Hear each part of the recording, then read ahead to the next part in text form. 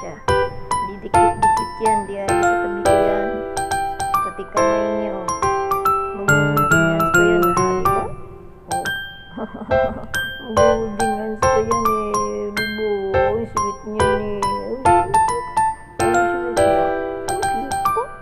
Oh, saan ka pa? Yan ka pa may alaga ko ganyan? Ano ba matutuwa niyan? Napaka-cute na. Napaka-sweet pa. Oh, diba?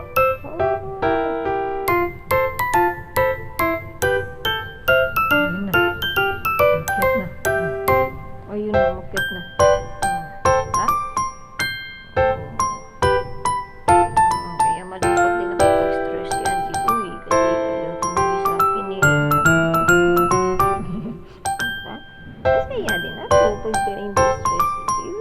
Kasi nandito siya sa akin. Nagpakalambing. Ang kanyang kapatid tulog pa puyat. Puyat na puyat ang kapatid.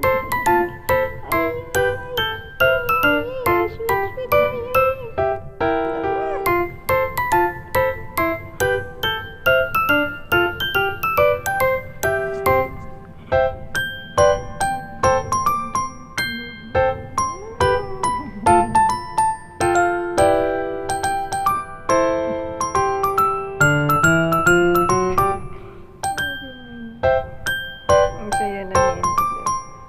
Saya na. Kasi wala si orange. Wala ang orange. Ang kamay niya. Pansin niyo ang kamay niya. Hello, parang nagpa-piano. Ibig sabihin, masaya si Jilu.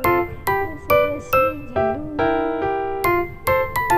Ang saya-saya ni Jilu. Kasi wala ang nagpapastress sa kanya. Mamayang gabi ulit yan. Bantayan natin ang ulo. Ba't may siya papasok dito? Masaya yan.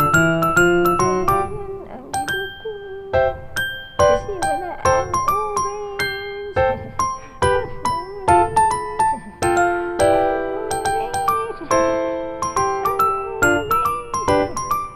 Saya bebe ka?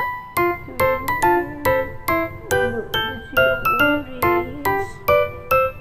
Tingnan niyo naman ang kamay niyan. Basta gumaganyan, happy yan. Close open. Oh, napansin niyo yan. Napansin niyo yan. Mga ganyang kamay, galawan. Ibig sabihin, masaya yan si Jilu. Basta nandito yan sa tabi ko, masaya siya. Relax siya.